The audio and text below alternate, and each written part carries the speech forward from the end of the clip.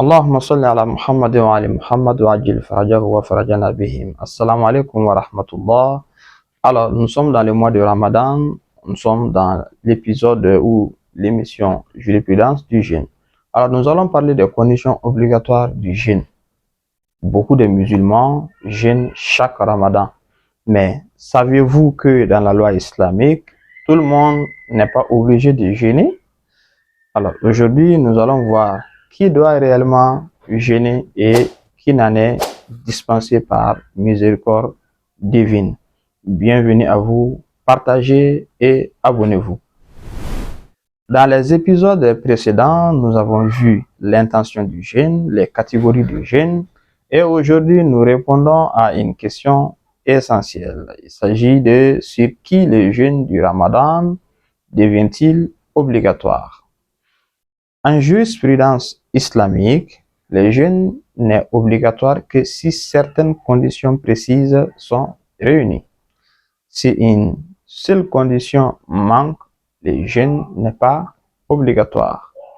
La première condition, c'est la puberté, al-bulugh en arabe. Le jeûne n'est obligatoire que pour la personne puberre. Comment reconnaît-on la puberté? Chez les garçons, apparition du sperme ou pilosité pubienne ou 15 ans lunaires accomplis chez la fille. Apparition des menstrues ou 9 ans lunaires accomplis.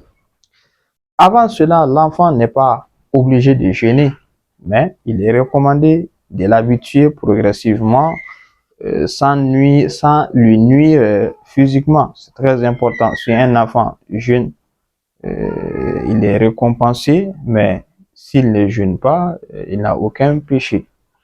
La deuxième condition, c'est la raison. Le jeûne n'est pas obligatoire que pour une personne saine d'esprit. Donc, le jeûne ne jeûne pas obligatoirement la personne atteinte de la folie, la personne inconsciente, la personne ayant perdu la conscience. Car l'adoration nécessite l'intention et sans raison, pas d'intention valide. La troisième condition, c'est la capacité. Allah subhanahu wa ta'ala ne veut pas la souffrance inutile. Le jeûne n'est pas obligatoire que si la personne est capable de le supporter. Et sont dispensés les malades si le jeûne aggrave la maladie, retarde la guérison, provoque une grande douleur et il ne doit pas jeûner. Et parfois, il est même interdit de jeûner. La personne très sage est plutôt très âgée. Si le jeûne devient trop difficile pour eux, ils donnent la fidya. C'est la règle importante. La religion n'est pas basée sur la difficulté, mais sur la sagesse. La quatrième condition, c'est la résidence du voyageur. Donc, le voyage change la règle du jeûne. Le voyageur, c'est celui qui effectue un voyage légal, à peu près aller-retour 44 km. Et il ne jeûne pas ce jour-là, mais il devra rattraper après le ramadan.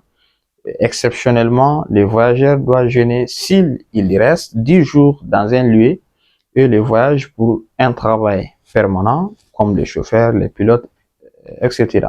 Donc, les voyages occasionnels, et ils ne font pas partie et ils ne jeûnent pas. Maintenant, ceux qui font les voyages permanents, c'est eux qui jeûnent. Donc, ceux qui sont dans les voyages occasionnels ne jeûnent pas. Mais par contre, ceux qui voyagent permanemment, et ils doivent jeûner obligatoirement. La cinquième condition, la femme, elle est menstruée. La femme en période de menstrues, saignement ou post-accouchement, il est interdit de jeûner. Même si elle veut jeûner par piété, le jeûne n'est pas valable. Mais elle devra rattraper après le ramadan sans péché. Il est très important aussi que, contrairement à la prière, qui n'est pas rattrapée après, le jeûne doit être rattrapé après, lorsqu'il est devenu pur. En conclusion, donc, le jeûne est un usage obligatoire à ces gens, ceux qui sont sains, et puis ceux qui ne voyagent pas, et puis les femmes, du côté des femmes, les menstrues, et voilà, etc. Et Allah subhanahu wa ta'ala n'a pas imposé les jeûnes pour nous fatiguer, mais pour nous élever comprendre la loi divine, c'est déjà adorer Allah subhanahu wa ta'ala. Donc, si vous avez aimé cet épisode, Inch'Allah, nous vous donnons rendez-vous dans la 4e épisode. Assalamu alaikum wa rahmatullahi ta'ala wa barakatuh.